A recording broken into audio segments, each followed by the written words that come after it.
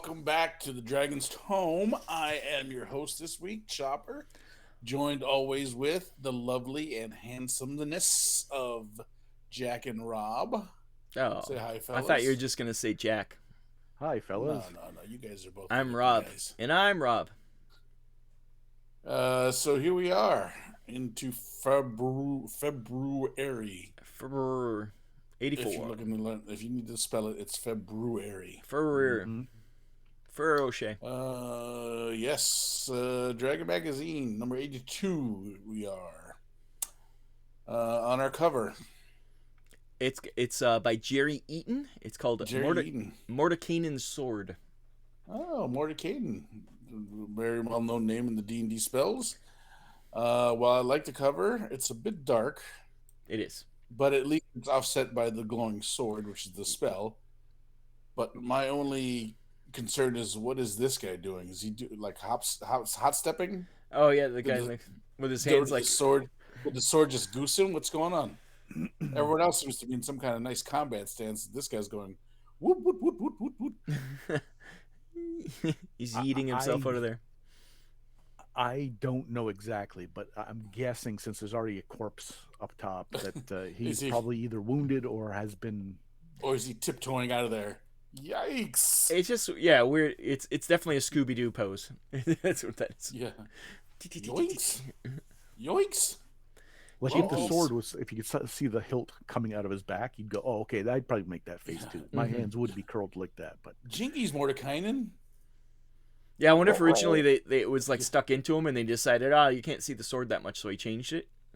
But he didn't. He left that guy like that. That makes sense. Yeah. And especially the way that guy in the very front is looking at his buddy, like, "Oh my God, this guy just got stabbed. both of them are looking at him as though. So Something bad just happened to him." Yeah. so maybe we've sussed out. Well, the guy who's looking back looks like the sword is chasing him. He's like, no, not it. Safe. I'm on base.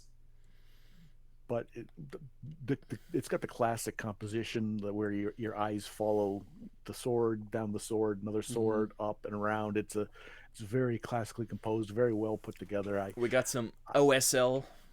You cannot you can't complain. It looks like whatever magazine that this was scanned from. My second question is that Mordekainen on top of the dais. No, it's just his spell. But I know what you're gonna say, Jack. It's scratched to hell. This black cover. Yes. So maybe the quality of a fresh version might have had a little more pop, a little more. Yeah. This might be faded, a little sun faded, a little scratched up. Yeah. We get what we get from these scanners, but That's true. the internet Hey, is great, but sometimes it doesn't provide perfect scans. I'm getting what I paid for. Exactly. You too can find all these issues on the internet database. On the interwebs. Links in the show notes. It's going to be at least another 2 or 3 more years before the internet becomes a thing. Or at least 90. Yeah. I think right now it's still just a college thing, right? I even 84. It might even be before that. 1990, I think, is when it really hits with some sweet AOL. Yeah. Yeah, I don't know exactly when Al Gore invented it, but it takes a while. Actually, no, it was before that. I remember going on probably about 88. I remember going on like message boards, like on a dial-up modem. Like a buddy of mine had a first dial-up modem I ever knew of.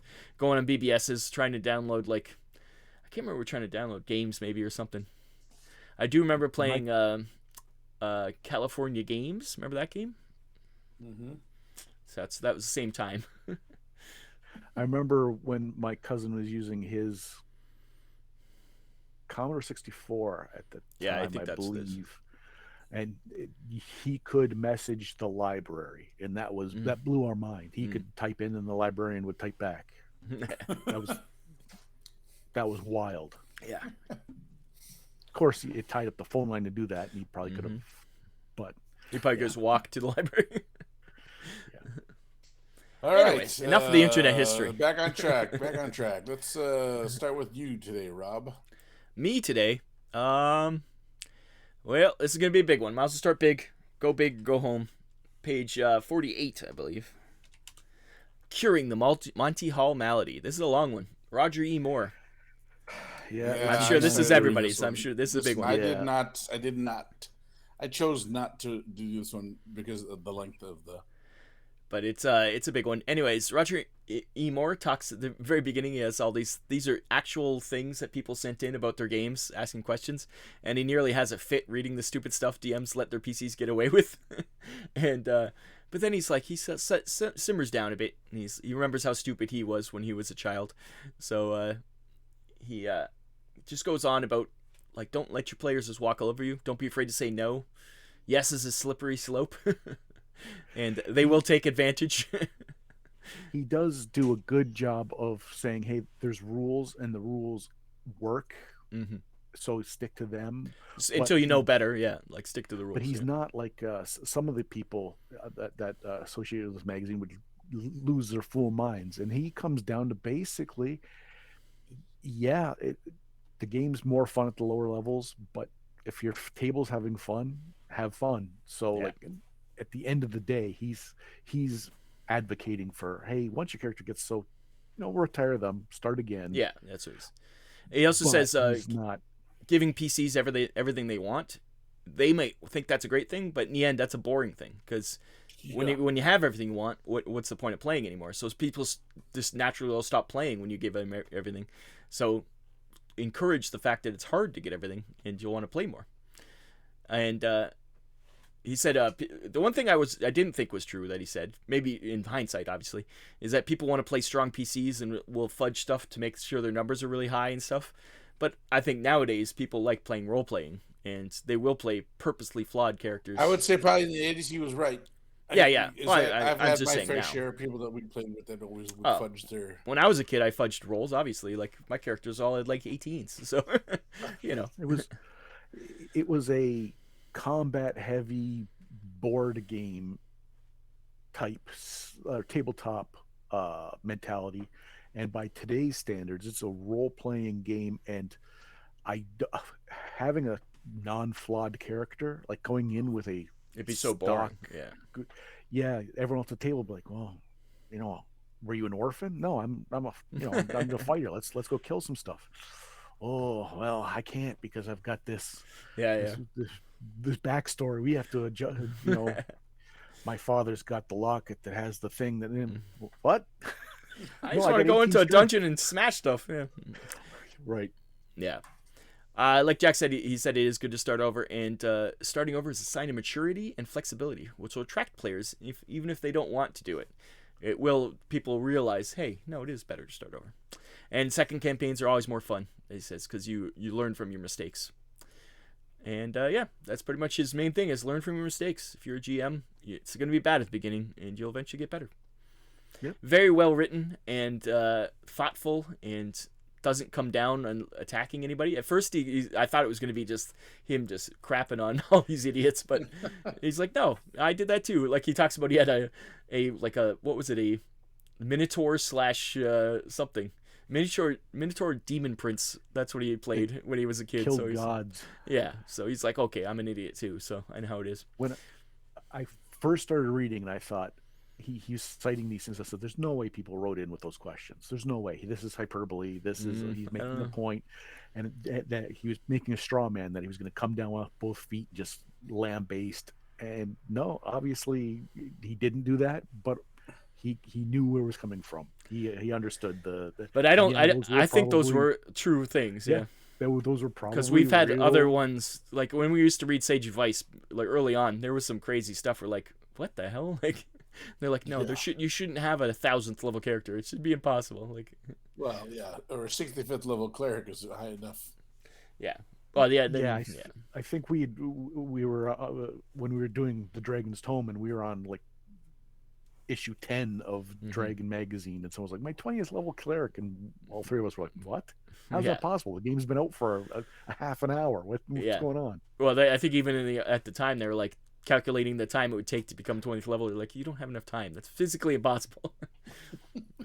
Anyways, a very good article, and curing Monty Hall the answer is don't let them do it, and if they do it, start over. Yeah, that's it. I've never actually played a campaign long enough to have any kind of power, so it's always started over. I've started over many times. I played 2 campaigns. My cousin and my GM back in California. I had 2 long characters. Yeah. That's it. Never, ever had the chance to have a long-term. Other systems, I was always the GM. Other systems, I've had long-term characters, but not D&D. No, yeah.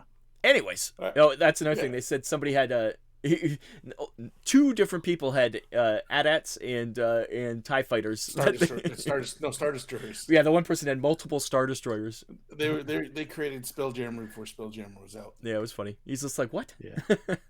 So you can understand my reticence to believe, Yeah. with full trust at the beginning of this article that someone said, "Dear Dragon Magazine, my character has multiple AT-ATs, and I want to know." Like I couldn't. But you got to think when you were like 12, that you thought that was cool, right? Like that's I got all this cool stuff, and your GM's like, yeah, okay. And you're playing this game, I could see you thinking that would be exactly totally feasible. And as you mature, you learn that no, that's not the point of the game. But anyways, that was my first article and probably my last article because it was a long one. All right, Jack, what do you got? What do I have? Could we please go to PDF 30? 30. That was one of mine. Uh-oh, looks like we're doubling up quite a bit. This might be a short episode. The rings that do weird things, and we all love them.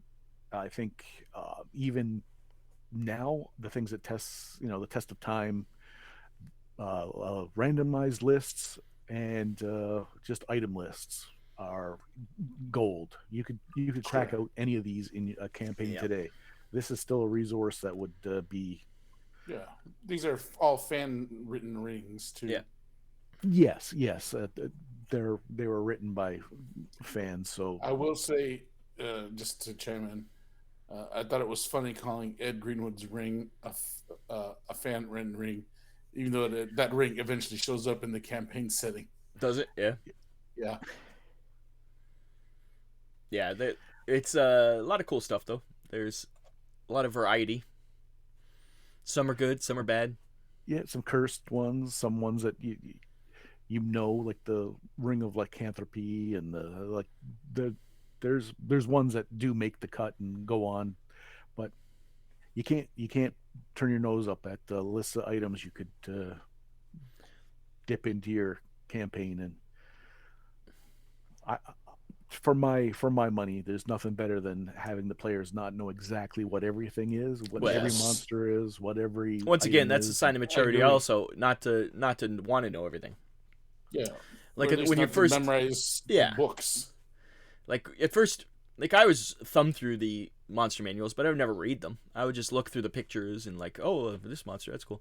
So you'd know names and kind of what they look like. But to actually read how to beat them and stuff like that, or go read the DM's guide, I don't think to this day I've read the GM's guide. So, but I've read the DM's guide, but then again, that's only because I was a DM.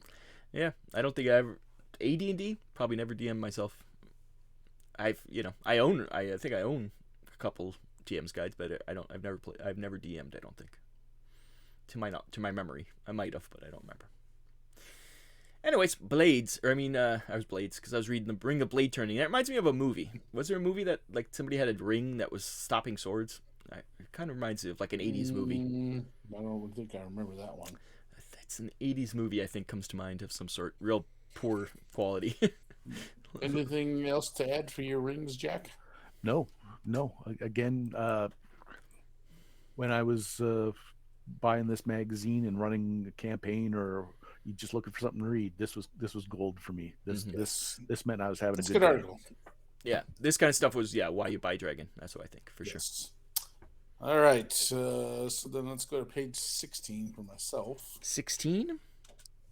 We're gonna have a little bit of recreational talk. You like your weeds? We like our weeds here in the Illinois. So it's Wounds and Weeds.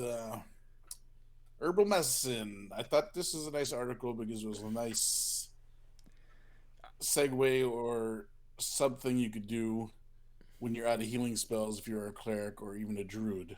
Trying to if someone's really hurt and you want you don't want your players to die, like And I would have used this, and for some reason I must have missed this article because I don't remember using it. But the part that made me laugh was the disclaimer in the beginning. Yeah, that's what I was gonna say. Don't use it in real life. This is only for D&D's. Eating strange plants is a very risky thing to do, and it best left to experts. Yeah. I mean, in itself, the article goes over just a ton of plants. Yeah, it goes on quite a lot, and pictures of everything. And it takes a lot of pages of just the plants. Mr. Anderson was, yeah. Mr. Anderson. Yes. If you wanted to flesh out like an herbalist or something, and you wanted just some names and some things, this would be a handy resource. Exactly, or something to use just in case. Like I said, you give the article to your druid. Spells. Yeah, you can just give this article to your druid and say, "Hey, anytime you want to use any of these." Especially at the beginning, especially in the first 4 levels, when your heal spells are very, very, very limited. Yeah. Yeah, you need extra healing. I've always said that. And you have that whiny manager who's I only got 3 hit points total. 3? They'd be lucky to have 3. I know, I was being magnanimous. Yeah. But one day I'll be fireballing all of you assholes. 27 hit points, but invulnerable to everything. What level is Fireball? 4? 3? 5, I think. Yeah. That's when the tide turns. All right, so back to you, Rob. Where are you at? I'm amazed you guys didn't take this one. I thought for sure this is my second and only other article, but it's one of a kind game aids. And man, I can't believe you guys didn't take this because wait, what page is it? 52, 53? 52, yes. Right here in the picture, we have a dragon bone to scale. It's a lot thicker than I thought it would be. I left this alone because I knew this would be. I actually thought it would have been a Jack article. It would have been. I have it as a sundry item because I knew we would have to discuss this, and we had to come back to the dragon bone, fair shake. Yeah, I have both. Bone. Yeah, the fair shake and the dragon bone. Yep. We had questions, and they're answered in spades in this article. So first, the dragon bone. The size is 6 1/4 inches by 2 inches by 1.5 inches. That's how big it is. So it's a lot thicker than I thought it would be, but it does shut off automatically. I think we were talking about before how we thought it might just make noises constantly, and it does take a 9-volt battery. I think that answered some questions. We thought it might be D's. Yes, but I thought C's. Yeah, we thought it was some weird one anyways. But it's a glowing endorsement of this dragon bone. They're like, maybe not for players. They say it might be a little sketchy for players, but for DMs, this is the way to go. Like, use this thing. And yeah, it's a glowing endorsement of the dragon bone. So Pat, you're still on your hunt for your dragon bone. You haven't found one yet. If I can find one that is fairly affordable and it's not gonna. Yeah, you can get one, but they're quite expensive. So you got to find one for, what was it? Over 9 and less than 90. Yes. And then fair shake. Do you want to talk about the fair shake, Jack? Yeah. Basically, we had maybe 2 or 3 questions about when we first saw. We thought, is this the first? Like when we saw the ad, we were like, is this the first dice tower? Yeah. It's not even called a dice tower. No. Even in this, it's still this. And the way he describes it, it's like it's like a foreign person trying to describe something that's like, oh, it's just a dice tower. Yeah. What do you mean it's got angled louvers and all this? Oh, it's a dice tower. If I go to Malaysia and they're discussing the regional dish, that is how. It's you've never heard of this thing. Okay, what is it? It's a. Oh, you mean it's General Tso's chicken? Oh, okay. But in the future, but at the time, you're like, oh, okay, this is a new, bizarre situation. He calls parts of it by different names that he calls the where you collect the dice, the drawbridge, because it looks like a castle. Yeah, it looks like a castle, so that's what it would be. Instead of it's funny. But it says it gives a nice what was it? Say some kind of noise, like because dice towers make that noise when you're going down, which is annoying as hell. But he says that it's like an attribute to make that noise because it's the first time. Yeah, like, they're not so sick of hearing the goddamn dice go down the thing. Clack clack clack clack. We had questioned what it was made of. It's wood, isn't it? Yes, it's like a freaking. It's huge though. That thing's got to weigh a ton. It's huge. Yeah. What is it? It's 7.5 inches tall, 3 3/8 wide, and nearly 8 inches long. That thing is huge. Oh God. So again, he gives a glowing endorsement with a couple caveats. Um, so Yeah. he answers all the questions we had when we saw the thing. Yes, Mhm. this is a new invention. Yes, it's made of wood and it's pretty big. But he said if it's great for the gaming table, except for if you have a lot of players spread Mhm. out, because how are you all going to go to reach it? Um, and the other thing was maybe if you're the DM, just go with the dragon bone, have it behind your screen and keep it on the low key because it's kind of a flashy thing. But yeah, Once again, because he says we need this. Like that's how he just starts it. Is that people could throw dice, especially D4s, like pretty regularly, what they are. So he says that's why this is important. But when I first reading it, I forgot fair shake when we did the ad. So I was just reading it. I was like, what the hell is a fair shake? A dice device, because I didn't even look at the picture either, so I didn't have any clue.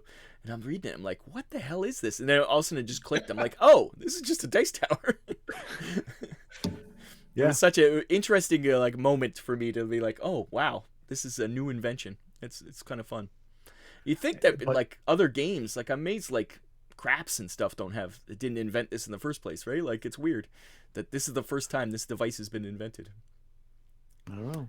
Well, but like you said, it's because the dice you lose sight of the dice. Yeah, Craps you can't. Yeah, that's right. Yeah, but like you said, have a little contraption to throw other weighted dice.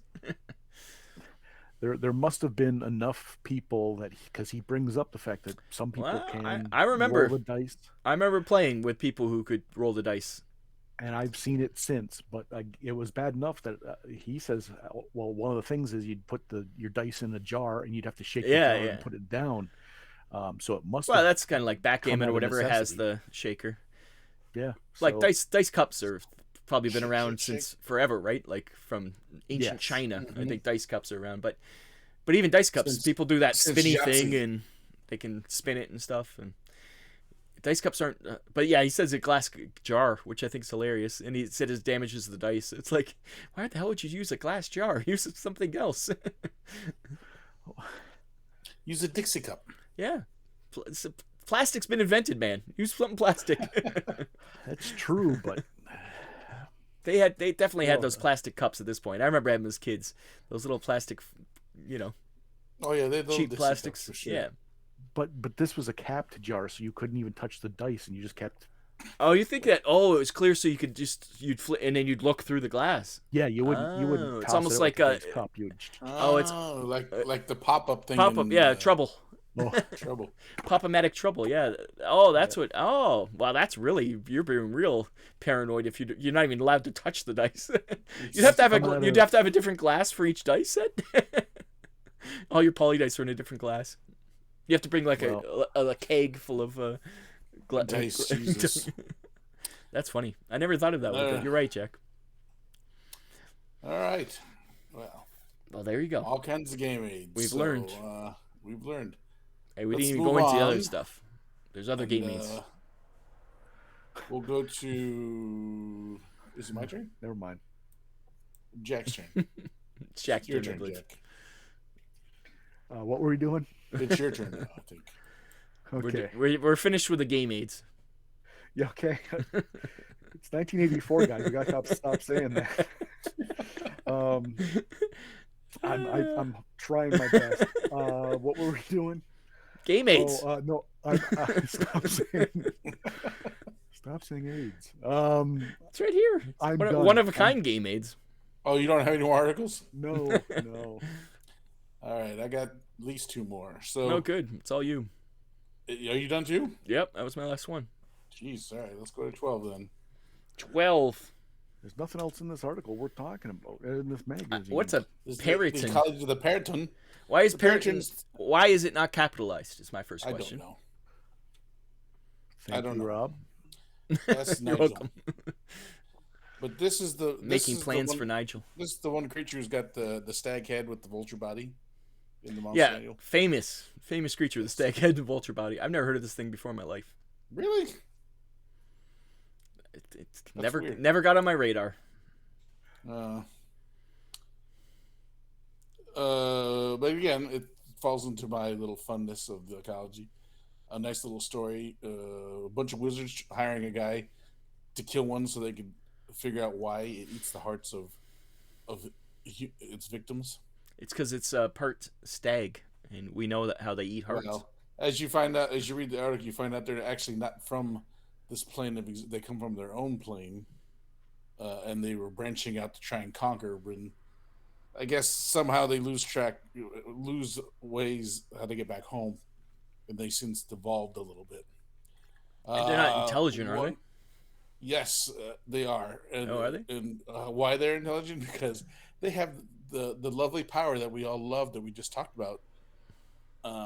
Psionics? Yes. They have psionics in the background. They use it to stun their guys. And then they kill them with their horns. And then eat the hearts. One of the things that is different from them is that why they say they're not from this world is that while they're soft to the touch, their skin is like as tough as iron. So you have to have magic weapons to hurt them. Is ecology things just trying to explain away magic? Yeah, well, these are scientists. There's no such thing if you're a scientist. I'm trying to remember if these guys came out of the Fiend Folio or the Monster Manual. I don't remember. I remember the thing. We can look it up. Yeah. It's a poor man's chimera. It's a Friday at 4:30 creature construction, and I don't think I've ever encountered it in. Well, the sad thing is, this is a mythological bird. Yeah, it's not actually. Yeah, it's not something that came out of Monster Manual. No, it's from mythology, but it's in Monster Manual, first edition but Monster it's, Manual. But it's famous for eating hearts, and well, honestly, I didn't know that. That came from the article that I read here. But yeah, it's funny. It's according they're from to Atlantis. They're from Atlantis. Yes. The next thing I was going to talk about is part of the stories. They talk about how they invaded another planet in another dimension. It's ours. They came from a place called Atlantis and caused the place to sink. And we're going to take over the world by conquering a country called Roma. Yep, it's all in the mythology. It's so also. I thought it was. I think it's on heraldry of King Charles VI of France.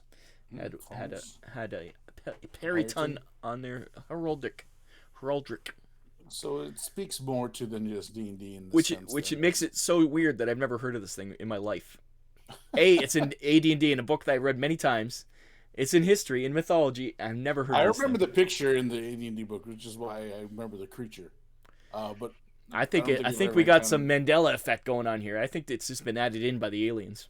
I would never have thought it was on a coat of arms, but I guess we've all learned something today. Again, if nothing, you learn something from this show. I tell you what, these ecologies, man, they bring out more than what you think. Well, what I was going to say is this is the poor man's. It's just a animal chimera. I would call it a mix. Yeah. That's what a chimera is. Yeah. But this ecology kind of polishes that turd a bit. I enjoyed this one, and I've said it before. I don't care for the ecologies in that they're a story and it's the fiction. Some people might, Pat. Obviously, it makes his pajamas tight, but yeah. It gibblies his jubblies. Oh yeah, yeah. It scratches because it just doesn't make it a thing about facts. It puts them in a story. Yeah. It makes it easier to. He runs it up his flagpole to see. And yeah, well, I can't. It puts in small words. I don't do big words like you guys. Barely educated. I'm from a third world country, so I just found socks. The joke is he's from the United States. That's a third world country. He's not actually an immigrant. So immigrant. Is that a cross between an immigrant and a handicapped person? Oh, an immigrant? No. Oh, you're horrible. What about Let's cancel Pat. What about a poor person? It was a cross because of an indigent. Well, he literally said immigrant. Yes, but an immigrant and an indigent Oh, would maybe. be. Oh, well, all right. Jack's on my I'm, wavelength. I'm poor also too, so it could be both. I But you were deal born in the in United States. lexicon. Yeah. That was my point. Just All trying. right, so we're gonna move on then because To the ads. apparently there's a lot of hate. No, he's got one more I still have article. one more. We're gonna page 34. See, he's a machine. Oh, shit, I read Top these secret. things. I always skip the top secret stuff but this I adds a don't lot to because- the game. I don't because I actually played Top Secret. But this is So this is the actually a preview for the companion that comes out a little bit later, and it adds 2 new bureaus and Tons of divisions classes. to it. Yeah. Well, these are all the originals. So what the new ones it adds is operations and technical. the rest is just modifying what's already there. Yes. So it gives you way more classes to pick from in this sense of Top Secret, which was cool. So the technical one allows you to be the gadget guy. Q, as it were. Yeah, like a Q. Yeah, definitely. And then the operation ones is more like you get to be the leader of a team, so you get to sit back in the van and direct everyone. You know, like what's his name from Mission Impossible? Dame Judi Dench. No, There too. Ving Rhames. Like Ving Rhames, you get to be Ving Rhames. Oh, I was thinking the original Mission Impossible. No, I was thinking the new one because I can't remember who ran the ops in the original Mission Impossible. Well, You can be the guy in the truck, the guy in the seat, as they say. Yeah, so all these are the new previews. It gives you a little bit, and then it talks about Oracle. The It could be Oracle. Yeah. It talks about the different classes you can be down the way. If the Joker does shoot you in the spine, yes, You can always be an operator, That is true. a smooth operator. Smooth operator. Dun-dun-dun-dun, dun-dun-dun-dun, dun-dun-dun-dun. Oh, I was going. You were doing Smooth Criminal. Yeah, but we can do a mix. I was doing. You're Sade. You were being Sade. I was being Sade. So we'd be Sade Jackson. We could do a mashup. Actually, I was doing the Alien Ant Farm version. That's true. All right. So again, Top Secret still running strong. At least they're getting a companion. It's good to see, even with the 007 role playing game, which is an ad in this magazine that no one talks about. Yeah. Well, we talked about those ads before. Yeah. And who knows? We might be talking about this. I just looked it up. Top Secret, the movie, came out in 1984. So. Oh. Nothing to do with the game. No. Well, sure, it could be. Is that the Val Kilmer version? Yeah, that was the World War II one. Yeah. That was a good movie. I watched that a couple of years ago. It holds up. It's a great movie. One. Anyways. All right, Jack. Since Rob started articles, why don't you start ads? Page 6, please. Bastard.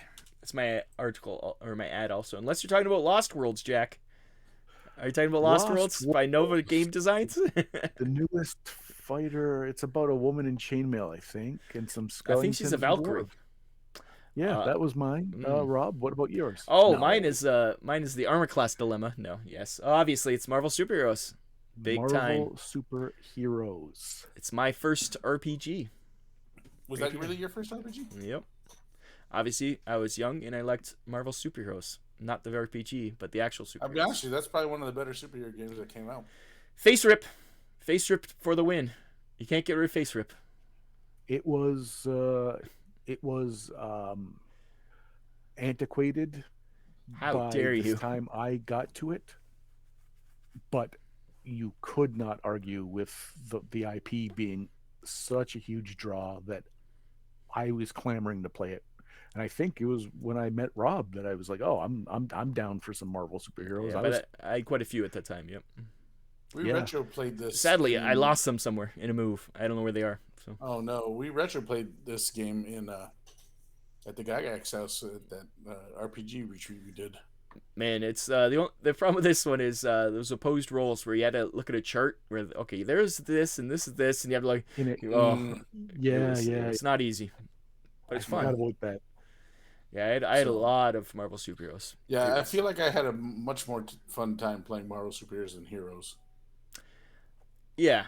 Yeah, I never really played Heroes. I played Heroes was hard. Heroes just was Chill, which another I think is the level. same system, but yeah.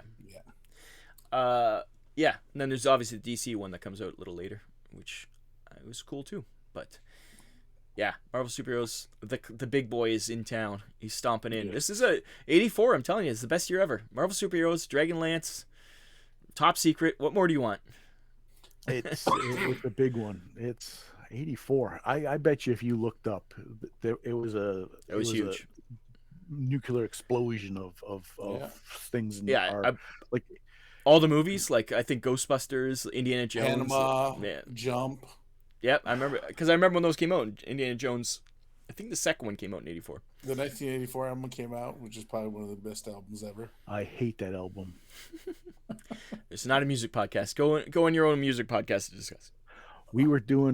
I was on my infantry training, and one of the master corporals, when he brought out his boombox, and it was going to be that album, and we knew we were doing circuit training, so we'd be out in the field, and so it's not the album you hate; it's you'd be running stations, and I'd be the pain listening associated with the album, doing squats and then push-ups and then sit-ups and jumping jacks and all in a circuit. You would just go to the next one, the next one, the next one, and you'd do that for hours. After the teacher would come on, and you would be really pumped. No, I learned to loathe that whole. So it's like Pavlov's dog. You hear that, you're just all of a sudden you're tired and you're angry and you're like, "What's wrong?" All right. Well, this Action magazine was actually ad late for me, and I only have one. Well, that's the only one I have. So. And this is not even a real ad. What's that? It's page 14. 14. It's Diamond Dice, and the only reason why I even mentioned that because as I was scrolling through looking for ads to talk about, I saw this Diamond Dice, and then I looked at the address. This town is literally just 3 miles north of my house. You can just go visit. And so I Googled the map, and it's a house just off the road from me. It was. I think when I did directions, it came out to be like 2.7 miles. So I wonder if this Diamond Dice guy was just casting dice out of his garage. Probably. And selling them.